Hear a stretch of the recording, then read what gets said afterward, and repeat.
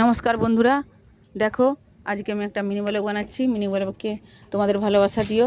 আর দেখো তেল গরম হয়ে গেছে, আলুটা দিয়ে দিলাম। আলুটা ভাজা হয়ে গেছে মানে নামিয়ে নেব। নামিয়ে নিয়ে এবারে খাসি মাংসের পুরিটা ধুয়ে ছেঁকে নেব। ছাঁকা হয়ে গেলে কড়ায় তেল গরম হয়ে গেছে, পেঁয়াজটা দিয়ে দিলাম। পেঁয়াজটা ভাজা হয়ে গেলে টমেটোটা দিয়ে দেবো। টমেটোটা ভাজা হয়ে গেছে, মশলাটা দিয়ে দেবো।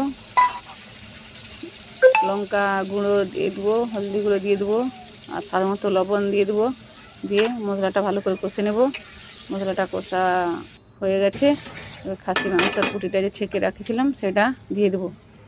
এটা দিয়ে ভালো করে কষে নেব। ভালো করে কষা হয়ে গেলে পরিমাণ মতো জল দিয়ে দেবো। কষা হয়ে গেছে, পরিমাণ মতো জল দিয়ে দেবো। পরিমাণ মতো জল দিয়ে একে প্রেসার কুকারে সিদ্ধ করতে দিয়ে দেবো। প্রেসার কুকারে দিলে ভালো করে সিদ্ধ হয়ে যাবে। প্রেসার কুকারে সিদ্ধ হয়ে গেলে মাংসটা রেডি হয়ে গেল। তারপরে ধনে পাতা দিয়ে দিলাম। ধনে পাতা দিয়ে নামিয়ে নেব মাংসটা। মাংসটা নামিয়ে নিলাম, মাংসটা রেডি হয়ে গেছে।